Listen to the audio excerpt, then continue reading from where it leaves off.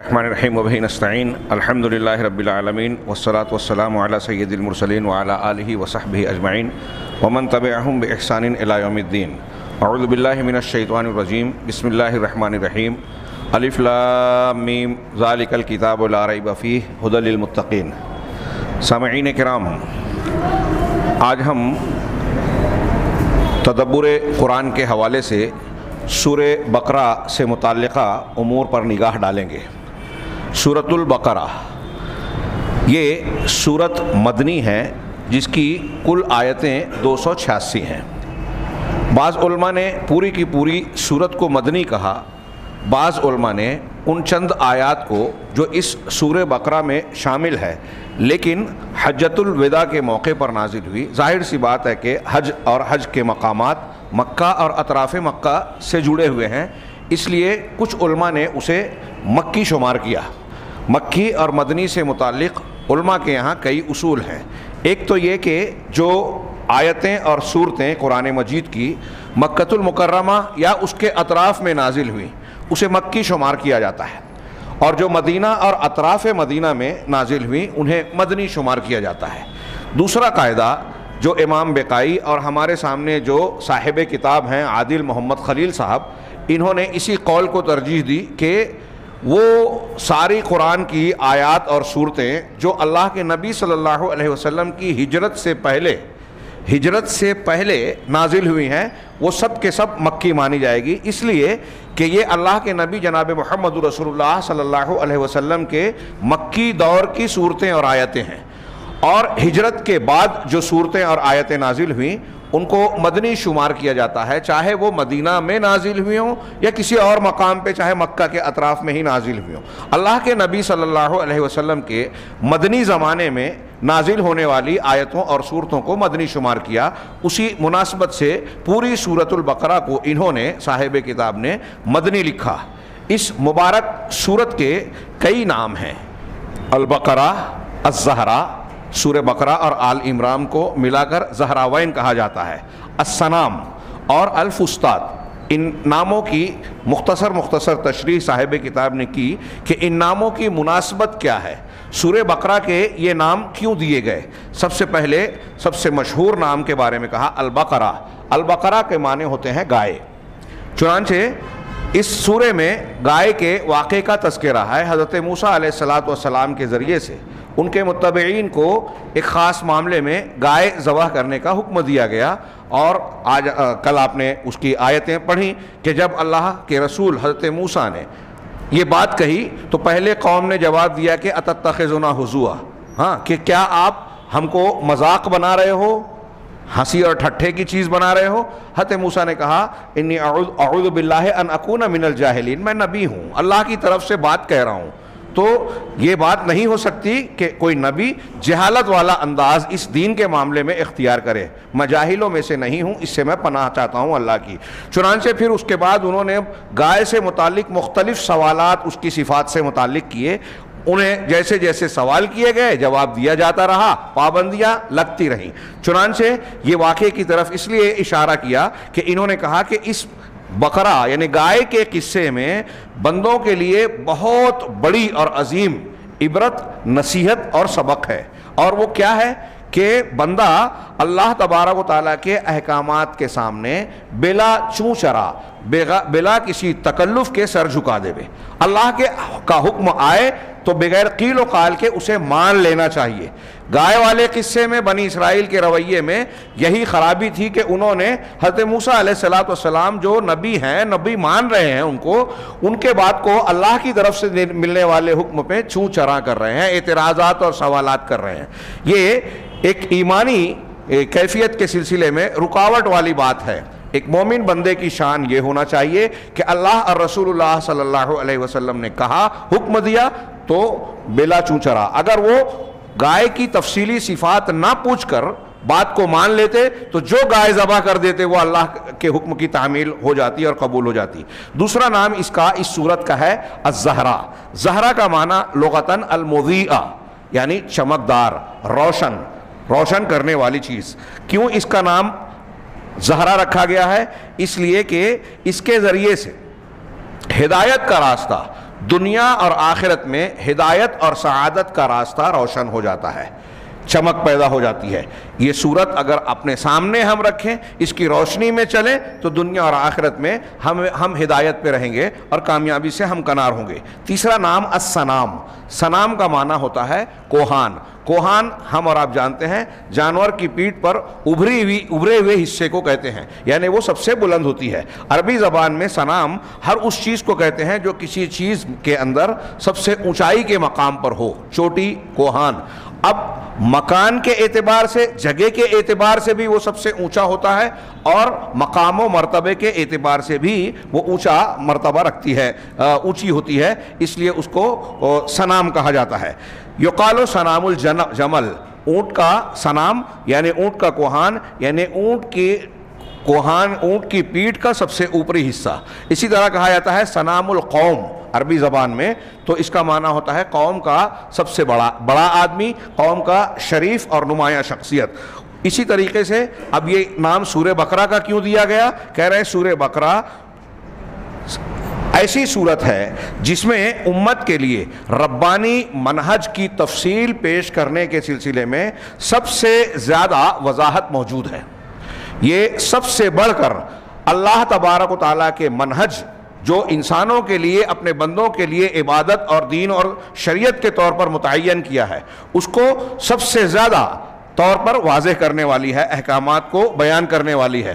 اس بنیاد پر قرآن مجید میں سورہ بقرہ کا مقام ایسا ہی ہے جیسے جانور کا کوہان سب سے اونچا ہوتا ہے، سورہ بقرہ قرآن مجید کا سب سے اونچا مقام رکھتی ہے، سب سے بلند مقام رکھتی ہے۔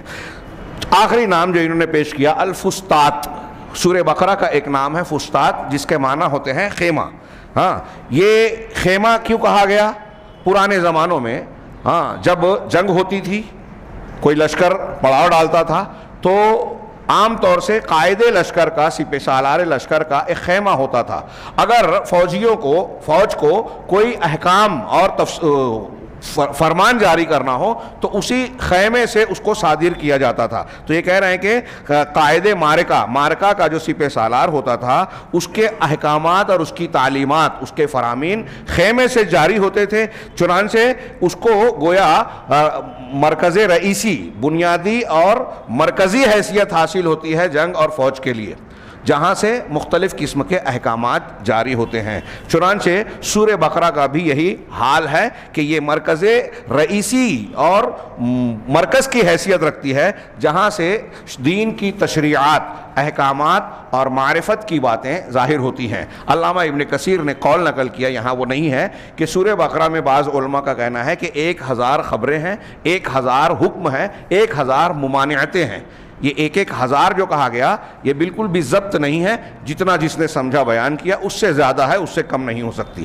اس کی فضیلت میں آنے والی ایک روایت انہوں نے پیش کی۔ حضرت ابو امامہ باہلی رضی اللہ تعالی عنہ سے روایت ہے، صحیح مسلم کی حدیث ہے کہ نبی صلی اللہ علیہ وسلم نے فرمایا اقرأوا القرآن، قرآن پڑھو، قرآن کی قرأت اور تلاوت کرو، فَإِنَّهُ يَأْتِي يَوْمَ الْقِيَامَةِ شَفِيعًا لِأَصْحَابِهِ، اس لیے کہ قرآن مجید قیامت کے دن اپنے پڑھنے والوں کے لیے، صاحب قرآن کے لیے سفارشی بن کر آئے گا۔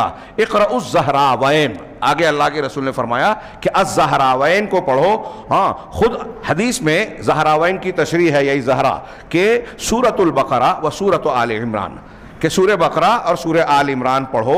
فَإِنَّهُمَا تَأْتِيَانِ يَوْمَ الْقِيَامَةِ كَأَنَّهُمَا غَمَامَتَانِ أَوْ غَيَايَتَانِ أَوْ فِرْقَانِ مِنْ طَيْرٍ صَوَافٍ تُحَاجَّانِ عَنْ صَاحِبِهِمَا، اس لیے کہ یہ سورہ بقرہ اور سورہ آل عمران قیامت کے دن اپنے پڑھنے والوں کے پاس اس طرح آئیں گی کہ گویا 2 بادل ہیں، بدلیاں، غمامتان اور غیایتان، غیایا کی جمع کی تثنیہ غیایتان ہے، یعنی ہر وہ چیز جو انسان پر سایہ انداز ہو، اور غمامہ کہتے ہیں بادل کو، بدلی کو۔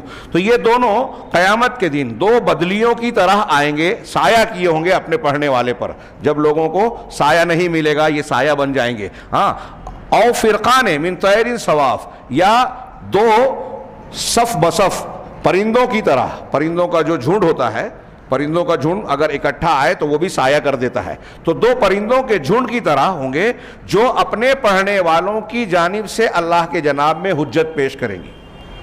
کہ پروردگار یہ مجھ سے پڑھتا تھا، اسے معاف کر دے، اس کو کامیابی سے ہمکنار کر دے۔ اقرؤوا سورۃ البقرہ، آخر میں پھر اللہ کے نبی صلی اللہ علیہ وسلم نے فرمایا کہ سورہ بقرہ کو پڑھو۔ زہراوین کو پڑھنے کے بعد پھر مزید کہا سورہ بقرہ کو پڑھو، اس لیے کہ اس کا اخذ کرنا، اس کا سیکھنا یہ برکت ہے، اس کا ترک کرنا یہ حسرت ہے، افسوس اور ندامت کا باعث ہے۔ وَلَا تَسْتَطِيعُهَا الْبَطَلَ، اور جادوگر اس کی طاقت نہیں رکھتے، یعنی آپ اگر یہ پڑھتے رہیں گے تو کسی جادوگر کا جادو آپ کو نقصان نہیں پہنچا سکے گا۔ یہ مسلم شریف کی ایک حدیث ہے، اسی پر انہوں نے اکتفا کیا۔ اس ایک حدیث کی طرف بھی جو صحیح مسلم میں ہی ہے میں اشارہ کروں، اللہ کے رسول صلی اللہ علیہ وسلم نے گھروں میں سورہ بقرہ پڑھنے کی تلقین کی اور کہا کہ اپنے گھروں کو قبرستان نہ بناؤ، لا تجعلوا بیوتکم مقابر، ان الشیطان ینفر من البیت الذی تقرأ فیہ سورۃ البقرہ، شیطان اس گھر سے بھاگتا ہے جس میں سورہ بقرہ کی تلاوت کی جاتی رہے۔ اس کا مطلب یہ کہ قبر پر سورہ بقرہ یا قرآن نہیں پڑھا جائے گا، قبر پر جو قرآن پڑھتے ہیں اس سے معلوم ہوا کہ نہیں، اور گھر میں قرآن پڑھیے تو وہ قبر کی طرح نہیں رہے گا۔ یہ دو حدیثیں ہیں سورہ بقرہ کی فضیلت میں بیان کی، اور بھی روایتیں ہیں۔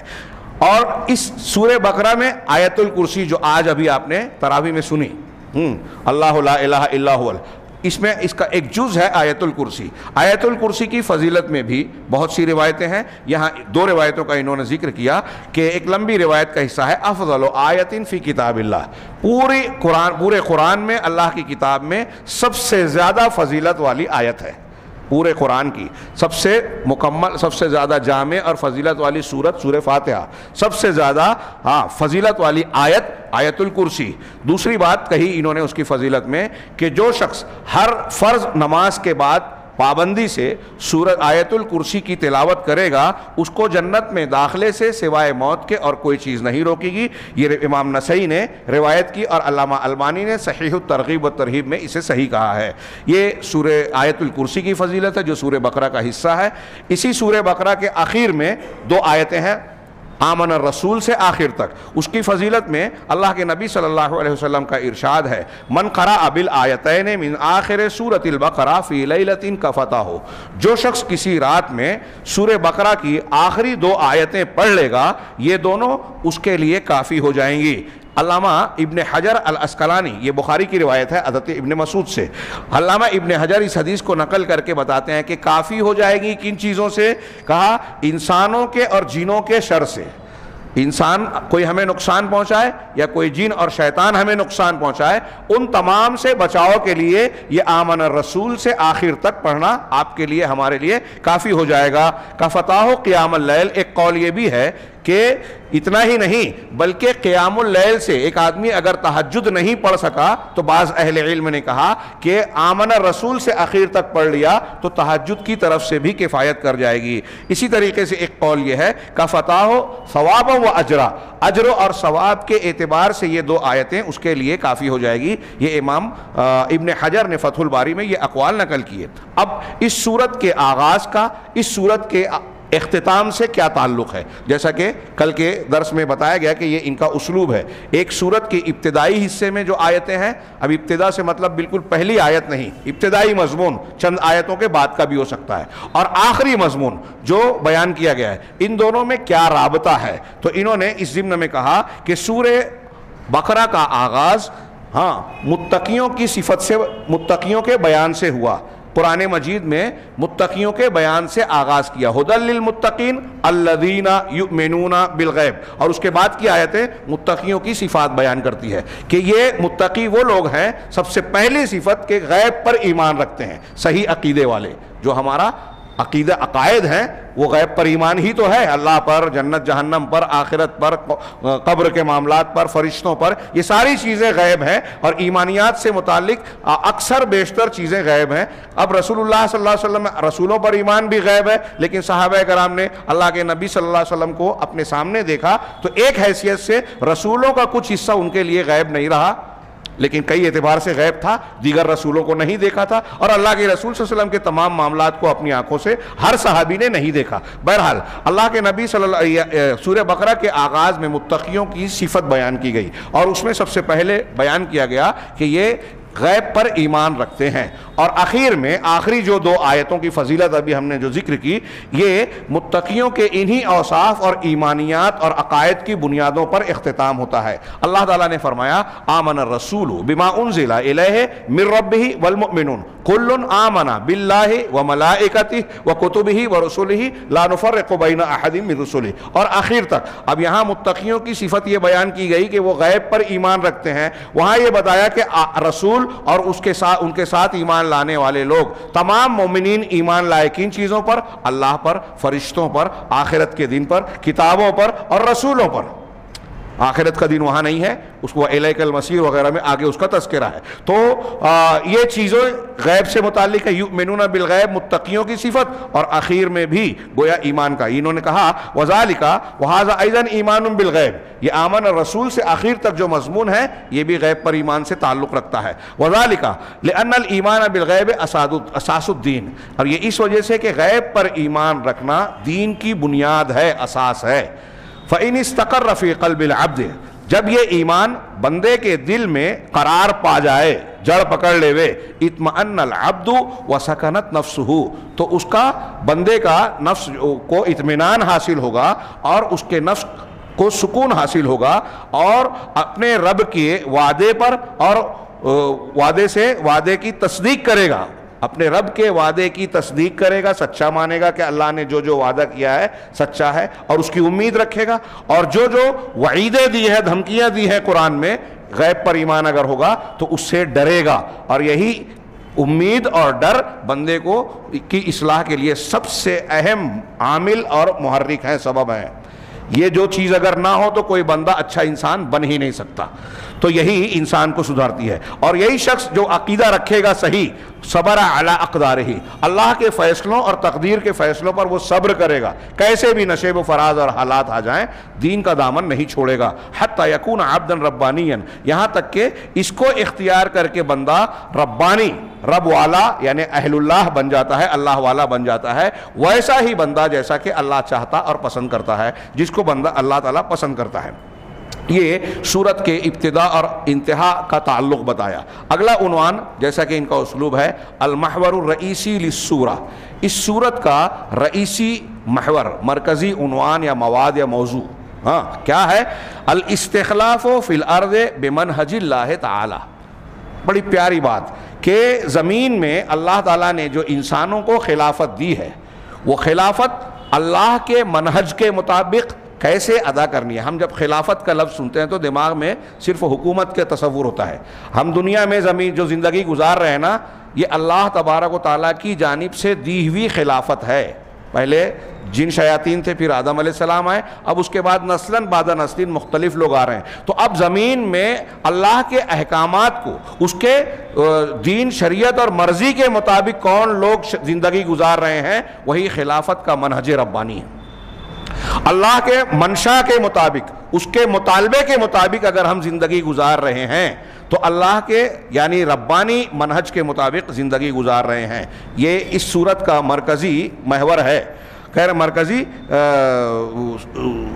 موضوع ہے۔ وقد کہہ رہے ہیں کہ اس سورت نے اس محور رئیسی کو، مرکزی عنوان کو، موضوع کو پیش کیا ہے، اور اس ہدف کو اور اس منہج کو بہت ہی عجیب اور انوکھی ترتیب کے ساتھ پیش کیا ہے، اور اس میں دلوں اور عقلوں کے لیے ایسے عمدہ انداز میں پیش کیا ہے کہ دل اور عقل اس کی طرف کھینچے چلے جا سکتے ہیں۔ اگر غور کریں تو اس میں سلاست بھی ہے اور سہولت بھی ہے، تسلسل بھی، سلاست بیان کی اللہ کا کلام ہے، اور سہولت بھی ہے بندے کو سمجھنے کے لیے اور منہج ربانی کو جاننے کے لیے۔ آگے ہم جب پڑھیں گے تو یہ جو انہوں نے بیان کیا ہے، اس میں موضوعات کو اس میں تھوڑی سی وضاحت ہوتی ہے۔ اگلا عنوان جو قائم کیا، مواضیع السورۃ المبارکہ، اس مبارک سورت کے موضوعات، سورہ بقرہ کے کیا کیا موضوعات ہیں۔ سب سے طویل سورت، کہہ رہے ہیں کہ سورہ بقرہ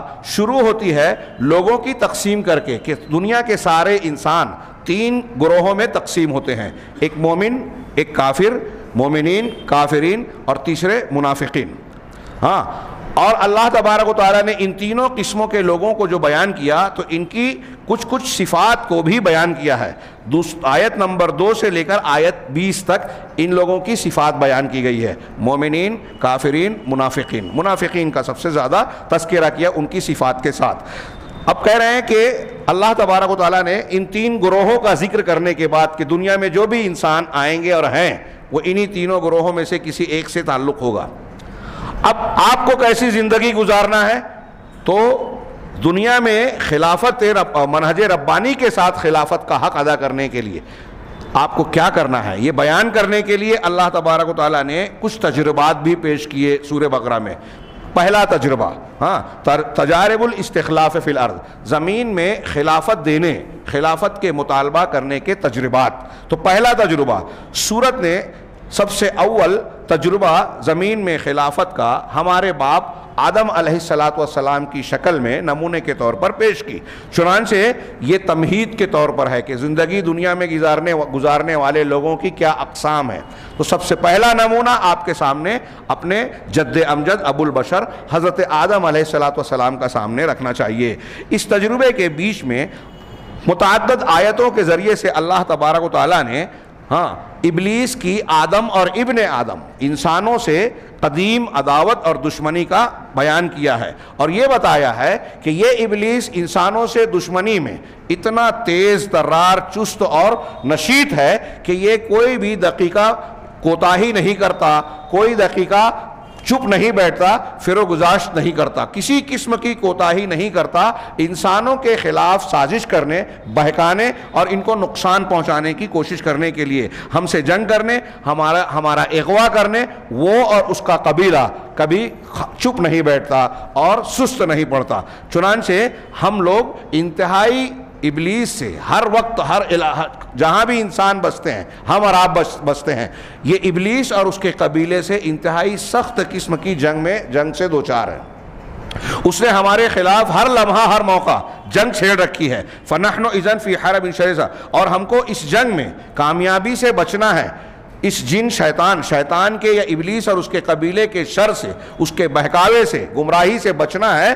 تو اس کے لیے نجات کا طریقہ صرف اللہ تعالیٰ کی مدد ہے، جو اللہ تبارک و تعالیٰ اور اس کے دین کو مضبوطی سے پکڑ لینے کے ذریعے سے ہو سکتی ہے. اس کے احکامات کی تابع داری اور اس کی منہیات، جن چیزوں سے اللہ نے منع کیا ہے، اس کو اس سے رک جانے میں ہے. آیت 30 سے 39 تک یہی مضمون بیان کیا گیا ہے کہ ہم دنیا میں زندگی گزارنا چاہتے ہیں تو ایک آدم علیہ السلام کا قصہ اور واقعہ آپ غور کرتے جائیے. اس میں معانی اور مطالب کی بڑی گہرائیاں، بڑی وسعتیں، بڑے مختلف قسم کے جوانب نظر آئیں گے. اور پھر ابلیس کی آدم سے دشمنی ہم کو دنیا میں ہوشیار بناتی ہے کہ ہم کو اس سے بچنے کے لیے کیا نسخے اور طریقے اختیار کرنا چاہیے. وہ نسخہ اور طریقہ اللہ کی ہدایت، قرآن اور اللہ تبارک و تعالیٰ کے دین کو مضبوطی سے تھامنے میں ہی ہے. یہ پہلا تجربہ تمہید کے طور پر. دوسرا تجربہ جو سورہ بقرہ نے پیش کیا، عرضت السورۃ ثانیہ تجربہ، کہ زمین میں خلافت کے حق کو ادا کرنے کے لیے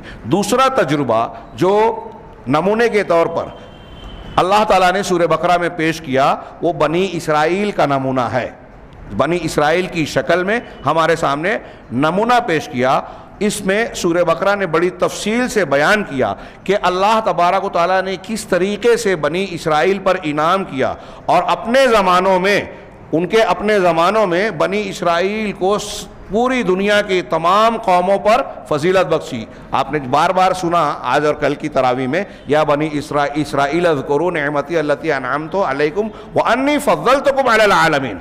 ان نعمتوں کا اے بنی اسرائیل کو یاد کرو جو میں نے تم پر کی ہیں، اور تم کو تمام عالمین پر فضیلت بخشی. تو اللہ تعالیٰ نے یہ بھی بیان کیا کہ ان کو کس طرح فضیلت بخشی. اب آج آپ ہم دیکھیے کہ امت محمدیہ کو فضیلت دی ہے. پھر وبینت اور ان کے اندر اللہ تبارک و تعالیٰ نے انبیاء کو مبعوث کیا. بنی اسرائیل میں جب انبیاء آتے تھے تو بنی اسرائیل کا ہی سلسلہ چلا، اور ان پر اللہ تبارک و تعالیٰ نے اپنے فضائل اور نوازشوں کی گویا بارش اور بوچھار کر رکھی تھی. بہت فضیلتیں عطا کی، بڑی نوازشوں سے ان کو نوازا. لیکن ان سب چیزوں اور فضیلتوں اور انعامات کے باوجود کس طریقے سے انہوں نے اللہ کے ان انعامات کے سامنے کفر، نافرمانی، انکار اور سرکشی کی روش اختیار کی، مخالفتیں کی، چنانچہ انہوں نے امانت کو ضائع کر دیا۔ ان کو شریعت کی شکل میں، اللہ کے دین کی شکل میں جو امانت دی گئی تھی اس میں انہوں نے خیانت کی، ضائع کیا، اور اپنی ذمہ داری کو نبھانے، اس کا بوجھ اٹھانے کے سلسلے میں وہ ناکامیاب رہے۔ اب یہ ہمارے سامنے دوسرا تجربہ ہے۔ پہلا تجربہ آدم علیہ السلام کا، دوسرا تجربہ بنی اسرائیل کا، اور یہ بڑی لمبی چوڑی شکل میں پیش کیا گیا نمونوں کے طور پر۔ ہم اپنی زندگیوں کے مختلف نشیب و فراز میں ان کی زندگی کے نشیب و فراز کو دیکھیں اور دیکھیں کہ کس طریقے سے وہ گمراہی میں، اعتقاد اور عمل کی گمراہیوں کا شکار ہوئے اور اپنی ذمہ داریوں کو ادا کرنے میں ناکامیاب ہوئے۔ یہ سورہ آیت نمبر 40 سے 123 تک تیسرا تجربہ جو قرآن نے سورہ بقرہ نے پیش کیا ہے۔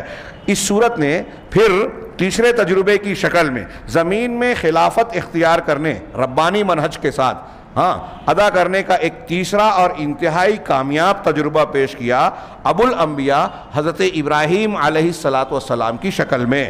چنانچہ یہ انتہائی بہترین اور عمدہ قسم کا اعلیٰ پیمانے کا نمونہ ہے انسانوں کے سامنے، ایسا نمونہ جس نے اللہ تعالیٰ کی بندگی، توحید کے حق کی ادائیگی کی امانت کا حق ادا کیا، اور اپنے کام کے سلسلے میں، اللہ تعالیٰ کی دی گئی ذمہ داریوں کے سلسلے میں انتہائی کامیابی سے ہمکنار ہوئے۔ چنانچہ اللہ تبارک و تعالیٰ نے ان کو اعلیٰ ترین مقام سے نوازا، خلت، نبوت کے ساتھ ساتھ خلت و امامت کا بھی درجہ دیا۔ یہ آیت 124 سے 141 میں حضرت ابراہیم علیہ السلام کا نمونہ پیش کیا گیا۔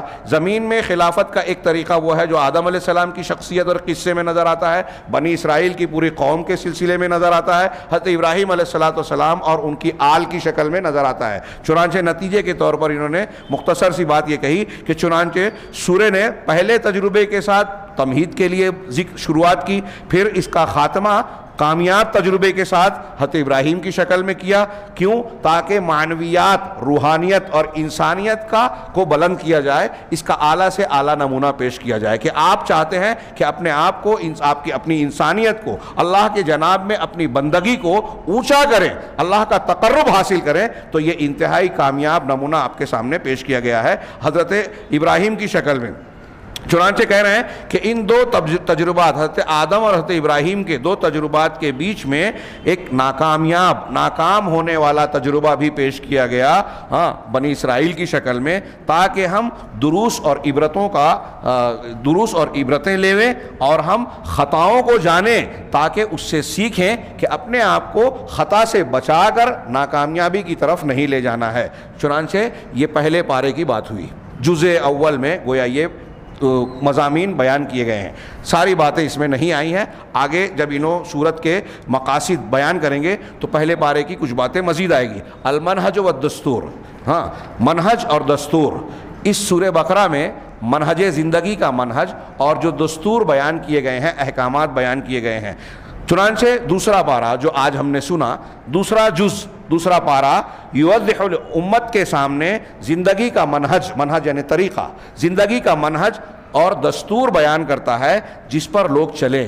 ان تجربات اور نمونوں کے بعد اب احکامات اور تفصیلات بیان کی جا رہی ہے کہ زندگی کے مختلف شعبوں میں آپ کو کیسے اپنے معاملات نپٹانے ہیں، تاکہ زمین میں خلافت کا مہم کی ذمہ داری اور وہ کام کس طریقے سے صحیح انداز میں انجام پائے۔ چنانچہ یہ منہج، یہ طریقہ اور یہ دستور بڑی ترتیب کے ساتھ مناسب مراحل سے گزرتے ہوئے امت کے احوال کو پیش نظر رکھ کر بیان کیا گیا ہے سورہ بقرہ میں، اور لوگوں کے نفسیات اور ایک ایک فرد کی طبیعت کا لحاظ کر کے علی النحو التالی آنے والے اس ترتیب کے ساتھ یا اس انداز میں۔ نمبر 1 یعنی آنے والے سورہ بقرہ میں کون کون سے احکامات اور زندگی کے کن کن گوشوں سے متعلق کچھ اصول، ضابطے، دستور، منہج بیان کیے گئے ہیں، ان کو ایک ایک جملے میں، ایک ایک نقطے میں بیان کیا۔ سب سے پہلے پچھلی امتوں سے اس امت کو الگ کرنا، تاکہ ہم ان کے خوشہ چین، نقال اور ان کے نقش قدم پر چلنے والے، یعنی ان کی طبعیت، ان کے پیچھے چلنے والے دم چھلے نہ بنے۔ یعنی یہ امت محمدیہ پچھلی امتوں سے ایک امتیازی شان اور نمایاں حیثیت اختیار کرے، اسی لیے ان کے قبلے سے ہمارے قبلے کو بدل دیا گیا۔ یہ میں ایک اشارہ کر رہا ہوں، وہ بات قبلے والی اس میں نہیں ہے۔ ایک آیت نمبر 104 سے 141 تک امت کو یہ بیان کیا گیا۔ دوسرا پارہ شروع ہی ہوتا ہے قبلے کے، کیوں قبلہ تبدیل کیا گیا؟ اس کی حکمتوں میں سے ایک حکمت یہ ہے کہ امت کی ایک امتیازی شان ہو، پچھلی امتوں کی مطابعت یا تبعیت نہ رہ جائے۔ نمبر 2 کہ اب اگر ان سے امتیاز اختیار کرنا ہے، ان سے الگ ہونا ہے، تو ایسا نہیں کہ افراط و تفرید کا شکار ہو جائیں، بلکہ اس میں توازن، وسطیت، جس کو ہم اردو زبان میں اعتدال کہیں، اس میں اعتدال ہونا چاہیے۔ آیت نمبر 158 اور اس کے بعد ان الصفا والمروہ من شعائر اللہ۔ ہاں، اب اس میں اعتدال کی تعلیم دی گئی کہ پچھلی امتوں سے الگ آپ کی حیثیت ہے، لیکن علیحدگی اختیار کرنے میں اس امت کو امت وسط کا اور اعتدال کا راستہ اختیار کرنا ہے۔ تیسری چیز اختبارات عملیۃ للطاعہ، اطاعت کے جو ہے عملی نمونے، عملی امتحانات، یہ جو آیت نمبر 142 سے 150 تک قبلے کی تبدیلی کا حکم دیا گیا، اس تبدیلی کو کچھ لوگ ماننے والے بنے، کچھ لوگ دل سے قبول کر رہے ہیں، کچھ لوگوں نے اعتراض کیا، کچھ لوگ شک و شبہ کی کیفیت میں مبتلا ہوئے۔ تو یہ عملی طور سے امتحان تھا کہ اللہ تبارک و تعالیٰ نے حکم دیا، آپ مانتے ہیں کہ نہیں مانتے ہیں۔ آگے انہوں نے نمبر 4 میں تفصیل المنہج و تشریعات، زندگی گزارنے کے منہج اور احکامات سے متعلق تفصیل، یہ ایک عنوان لگایا اور اس میں الف ب ج دال کر کے بہت ساری باتوں کا ذکر کیا۔ الف میں کہا کہ اباحت الطیبات الارض، طیبات الارض کلہا، زمین میں جتنی پاکیزہ چیزیں ہیں، اس سورے میں بیان کیا گیا کہ وہ ساری پاکیزہ چیزیں بندوں کے لیے حلال ہیں کھانے پینے اور معاملات میں، الا ما حرم اللہ، سوائے ان چیزوں کے جس کو اللہ تبارک و تعالیٰ نے حرام کیا۔ یا ایھا الذین آمنوا کلوا من طیبات ما رزقناکم واشکروا للہ ان کنتم ایاہ تعبدون، آج یہ آیتیں پڑھی گئی۔ ہاں، تو ان آیتوں میں پاکیزہ چیزوں کو حلال کیا گیا، اور پھر اس میں یہ کہا گیا کہ جو چیزیں تم پر اللہ نے حرام کی صرف ان سے بچنا ہے۔ یہ شریعت کا ایک اصول معاملات اور حلال حرام کے سلسلے میں، عبادت اور عقیدے میں اس کے الٹ معاملہ ہے۔ معاملات میں یہ کہا گیا دنیا کی ساری چیزیں انسانوں کے لیے حلال ہے، جو حرام ہے وہ وہی حرام ہے جو قرآن اور حدیث نے حرام قرار دیا۔ حرام کی فہرست بنا دی گئی ہے، اب اس کے فہرست سے باہر جو بھی چیزیں ہیں وہ سب کے سب حلال ہیں، یہ بیان کیا سورہ بقرہ میں۔ پھر اس کے بعد جو ہے واستثنا، ان حرام چیزوں سے کچھ چیزوں کو مستثنا بھی کیا گیا۔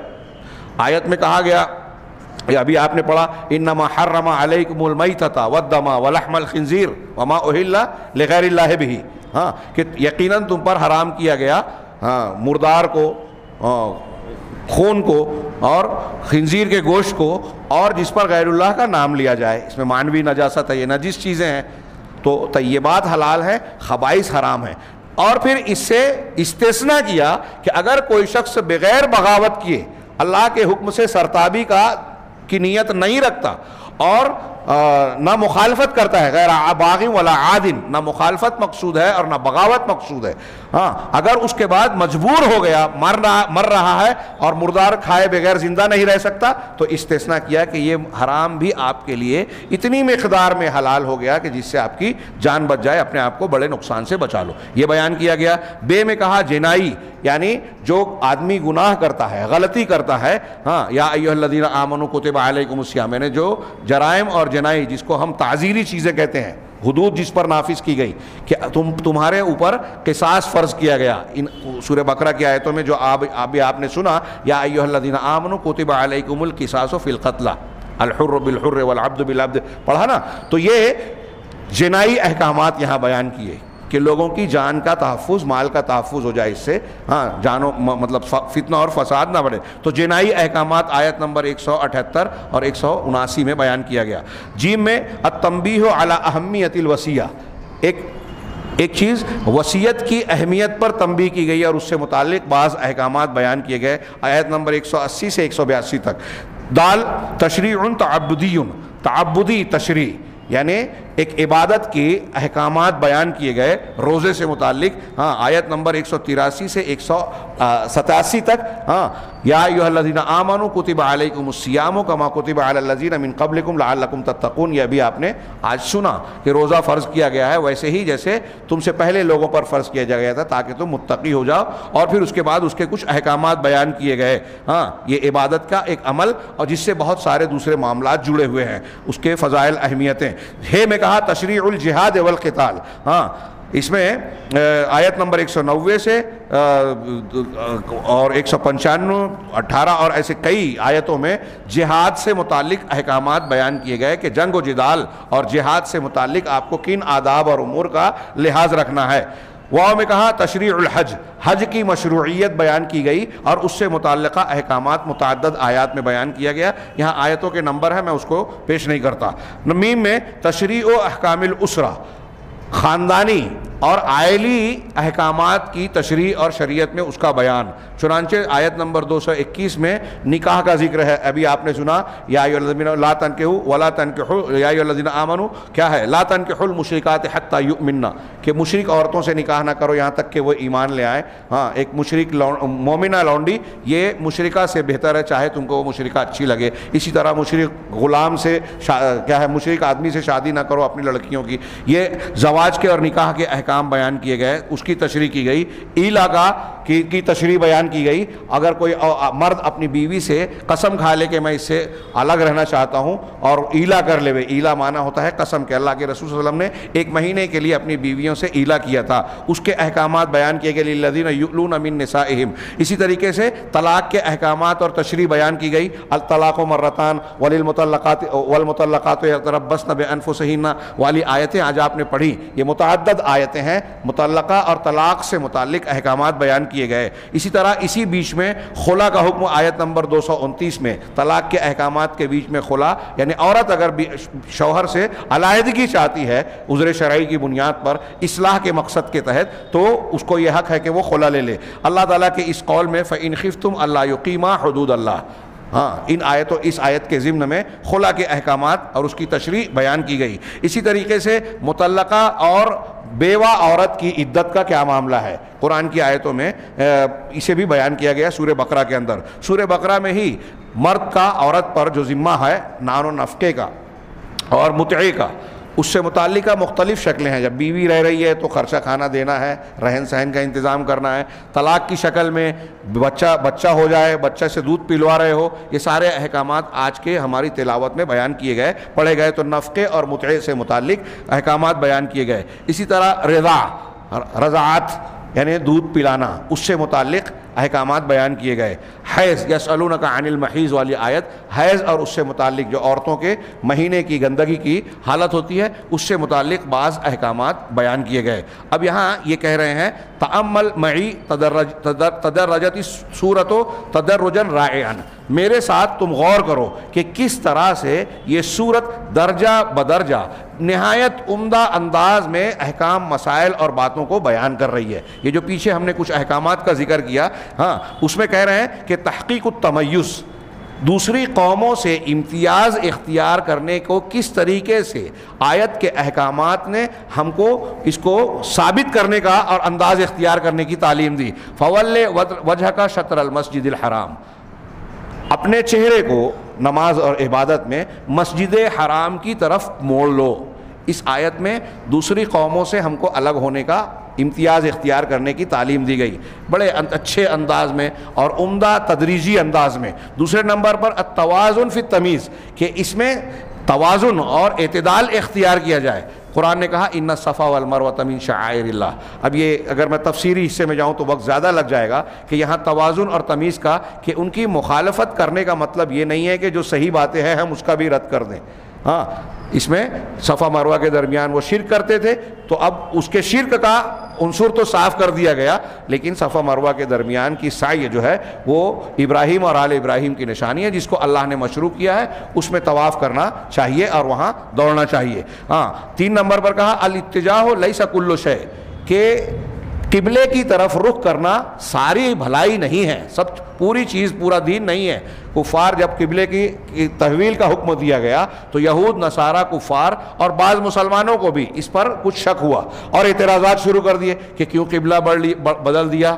تو اللہ تبارک و تعالیٰ نے کہا لیس البر ان تولوا وجوہکم قبل المشرق والمغرب، ساری بھلائی اس بات میں نہیں ہے کہ اپنے چہروں کو مشرق اور مغرب کی طرف موڑو، یہ تو اجتماعیت کی ایک شکل بیان کی گئی ہے، اصل برائی کیا ہے؟ وَلَٰكِنَّ الْبِرَّ مَنْ آمَنَ بِاللَّهِ، آگے قرآن نے پوری صفات بیان کی کہ نیکی یہ ہے، بھلائی یہ ہے کہ عقیدے کی اصلاح کی جائے اور اعمال کی اصلاح کی جائے، صحیح عقیدہ اور صحیح اعمال اختیار کیے جائے جو اس آیت کے آگے کے حصے میں بیان کی گئی ہیں۔ بل القضیۃ اصلاح، انہوں نے کہا کہ قضیہ انسان کے اچھائی اور بھلائی کی بنیاد صرف مشرق مغرب کے رخ کرنے میں نہیں ہے، بلکہ قضیہ ہے کہ ہماگیر اصلاح اختیار کی جائے اور پورے طریقے سے اس کا التزام کیا جائے۔ ہماگیر اصلاح یعنی داخلی بھی، خارجی بھی، عقیدے کی بھی اور عمل کی بھی، اور اس کو مضبوطی سے تھاما جائے جو اس آیت کے آگے کے مضمون میں بیان کیا گیا۔ نمبر 4 کہہ رہے ہیں کہ اس شامل اور ہماگیر اصلاح اگر آپ کرنا چاہتے ہیں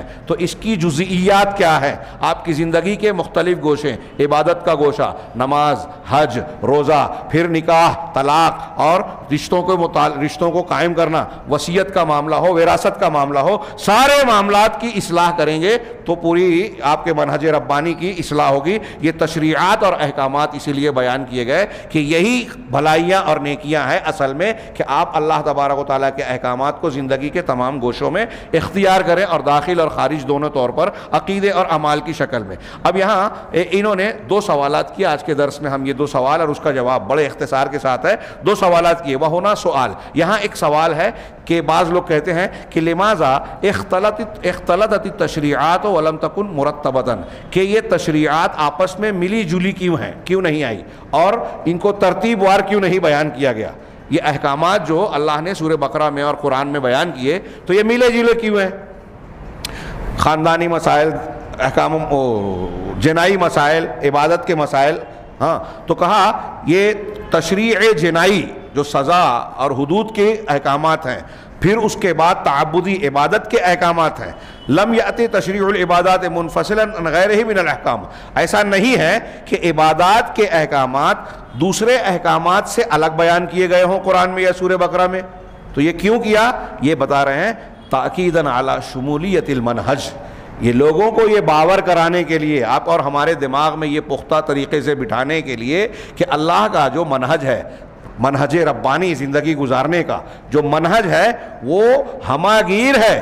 ایسا نہیں ہے کہ یہ دنیا کا معاملہ الگ ہے، یہ عبادت کا معاملہ الگ ہے، یہ حلال حرام کا معاملہ، یہ سارے معاملات ایک دوسرے سے جڑے ہوئے ہیں اور سب کی اصلاح ایک دوسرے میں شامل ہے، ایک کو دوسرے سے الگ نہیں کیا جا سکتا۔ تو یہ منہج کی ہماگیری ہے کہ اللہ نے جو دین دیا یہ ساری چیزوں کو گھیرے ہوئے ہے، وَأَنَّهُ يَتَنَاوَلُ كُلَّ مَظَاهِرِ الْحَيَاةِ، یہ منہج زندگی کے تمام مظاہر کو شامل ہے۔ یہ سوال اور جواب دونوں ہو گیا۔ دوسرا سوال، لماذا جاءت احکام الاسرۃ متأخرۃ عن احکام العبادات، کہ عبادات کے احکامات کے پیچھے بعد میں خاندانی احکامات کیوں آئے؟ پہلے عبادات بیان کی گئی ہیں اور خاندان اور خاندانی تعلقات کے احکامات سورہ بقرہ میں اور قرآن میں بعد میں بیان کیے گئے ہیں۔ تو جواب دیتے ہوئے انہوں نے کہا کہ لأنہ لابد من اعداد النفوس والقلوب، اس لیے یہ کیا گیا کہ زندگی کے جو خاندانی احکامات ہیں، میاں بیوی کے تعلقات، باپ بیٹے کے تعلقات، وصیت کے معاملات اور دیگر زندگی گزارنے کے جو خاندانی معاملات ہیں، اجتماعی معاملات، یہ اس لیے عبادت کے بعد ہیں تاکہ انسانوں کے نفوس اور قلوب ان احکامات پر عمل کرنے کے لیے تیار ہو جائیں۔ ہاں، عبادت اور تقوی کے التزام کے ذریعے سے جب ہم عبادت کریں گے، صحیح نماز پڑھیں گے، حج کریں گے، زکوٰۃ دیں گے، روزہ رکھیں گے، اللہ سے جڑ جائیں گے تو اللہ تبارک و تعالیٰ کا ڈر، خوف اور اس کے احکامات، بندوں کے حقوق کو، اصولوں کو اختیار کرنے کی ہم کو توفیق دے گا، اس پر آمادہ کرے گا۔ ہم اندر سے اس کے لیے تیار ہوں گے کہ اللہ نے حکم دیا ہے، بیوی کا کیا حق ہے، شوہر کا کیا معاملہ ہے، ماں باپ کا کیا معاملہ ہے، بیٹوں کا کیا معاملہ ہے، وصیت کا کیا معاملہ ہے، فلاں احکامات کیا ہے، یہ سب پورے ہم کو انجام دینا چاہیے۔ تو عبادات سے اس کے لیے آدمی تیار ہوتا ہے، لتتمکن من تلقی هذه الاحکام والقبول بالقبول، اس لیے کہ ان عبادات کے ذریعے سے انسان ان احکامات کو قبول کرنے، قبول کے ساتھ اس کو لینے کے لیے قدرت اپنے اندر پاتا ہے، صلاحیت پیدا ہوتی ہے۔ جب ہم صحیح عبادت کریں گے تو اللہ تبارک و تعالی ہمارے اندر یہ مادہ پیدا کرے گا کہ ہم ان احکامات کو قبول کریں اور اس میں اس کی تابعداری کریں، اور پھر ان احکامات پر چلنا ہمارے لیے آسان ہو جائے گا۔ آخر میں انہوں نے کہا وَلِذَلِكَ تَجِدُ، اسی وجہ سے آپ اکثر آیتوں کو، بلکہ جتنی بھی آپ کو قرآن میں خاندانی احکامات بیان کیے گئے، جیسے یہ لین دین ہے، وصیت لکھنے کا، وصیت کو نافذ کرنے کا، آپ وہاں دیکھیے طلاق کا مسئلہ ہے، آپ کے رضاعت کا حق ادا کرنے، ابھی آج آپ نے سنا، آپ آگے پیچھے ہر جگہ پڑھ پائیں گے واتقوا اللہ، اللہ تعالیٰ نے جگہ جگہ احکامات بیان کرنے کے ساتھ کہا اللہ سے تقوی اختیار کرو، ڈرو۔ اسی لیے کہہ رہے ہیں کہ آیتوں کو اللہ کے تقوی کے حکم کے ساتھ ختم کیا گیا ہے کہ آپ یہ کبھی نہ بھولیں کہ اللہ آپ کا مراقبہ یعنی نگرانی کر رہا ہے، ہر وقت آپ اللہ تبارک و تعالیٰ کی نگرانی میں ہیں، کبھی کسی پل اللہ کی نگرانی سے باہر نہیں ہوتے۔ روزے کی کیفیت بھی یہی ہوتی ہے، اور اس اللہ تبارک و تعالیٰ کے علم اور آپ کے گھیرنے کی تذکیر بار بار کی گئی ہے اللہ کا تقوی اختیار کرنے کے حکم کے ساتھ، جیسا کہ ان آیتوں میں انہوں نے آیتوں کے کئی نمبرات دیے، ان آیتوں میں آپ اس کو ملاحظہ کر سکتے ہیں۔ چنانچہ یہ آخری بات یہ ہے، چنانچہ نتیجے کے طور پر کیا بات معلوم ہوا کہ اخلاق اور عمل ہماری شریعت میں ہمیشہ ایک دوسرے سے جڑے ہوئے نظر آئیں گے۔ سورہ بقرہ یا قرآن کے اور اللہ کی شریعت کے اندر آپ کو یہ خوبی نظر آئے گی، دوسری جگہوں پر یہ نظر نہیں آئے گی۔ پھر اس مبارک صورت نے ہمارے سامنے طالوت اور جالوت کا قصہ بھی بیان کیا گیا، آج آپ نے سنا تراویح کے اندر طالوت اور جالوت کا قصہ بھی بیان کیا، اور یہ بنی اسرائیل کے دو گروہوں کا نمونہ پیش کرتا ہے کہ زمین میں اللہ تعالیٰ کے منہج کے مطابق خلافت کا حق ادا کرنے کے سلسلے میں ان کا کیا کردار رہا۔ ان میں سے ایک گروہ اپنے کام کے سلسلے میں، اپنی ذمہ داری کے سلسلے میں ناکامیاب ہو گیا، خوف کی وجہ سے اور دشمنوں کا سامنا کرنے کے ڈر سے اور جنگ کے موقع پر پیٹھ دکھانے کی وجہ سے۔ ہاں، بنی اسرائیل کا ایک گروہ جو ہے وہ دشمن سے ڈر کر میدان چھوڑ کر بھاگ گیا، تو ایک ناکام ہو گیا، اور اپنے نبی علیہ الصلاۃ والسلام کی نافرمانی کرنے کی وجہ سے وہ ناکامیاب ہو گیا۔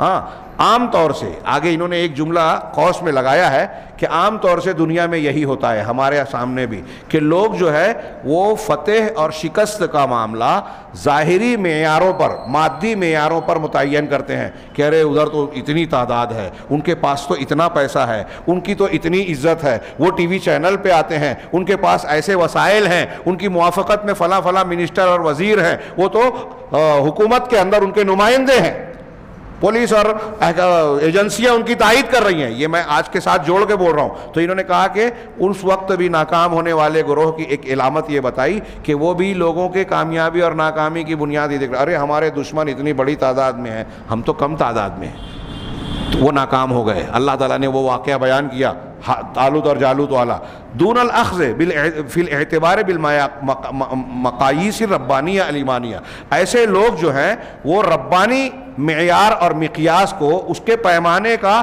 لحاظ نہیں کرتے کہ اللہ تبارک و تعالیٰ کا جو معیار ہے ربانی وہ ایمانی معیار ہے۔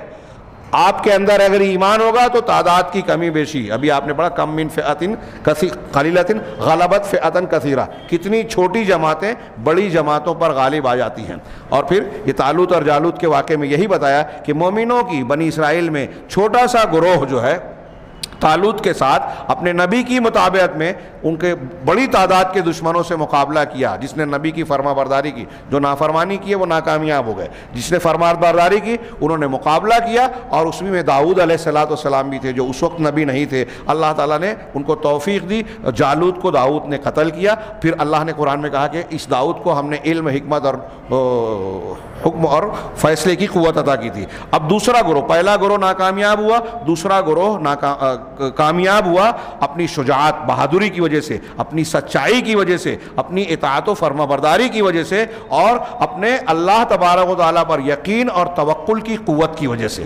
یہ قوت اگر ہوگی تو کم تعداد والے بھی کامیاب ہوتے ہیں۔ اللہ تبارک و تعالیٰ نے ایک نمونہ یہ بھی پیش کیا اس واقعے میں، وَهَذِهِ الْقِصَّةُ السَّابِقَةُ وَهَذِهِ الْقِصَّةُ السَّابِقَةُ لِلتَّعْقِيدِ عَلَى أَهْمِيَّةِ الْقِتَالِ، یہ پچھلا قصہ جو ہے یہ قتال اور جنگ کی اللہ کے راستے میں جان کی بازی لگانے کی اہمیت کو بھی بتاتا ہے کہ یہ کام کس لیے کیا جائے گا. جان کی بازی لگانا اللہ تعالیٰ کے منہج کی حفاظت کے لیے, دین کی حفاظت کے لیے. اور جو لوگ بزدل ہیں, جو خوف اور ڈر میں مبتلا ہوتے ہیں, وہ ذمہ داری کے اٹھانے کے لائق نہیں ہیں.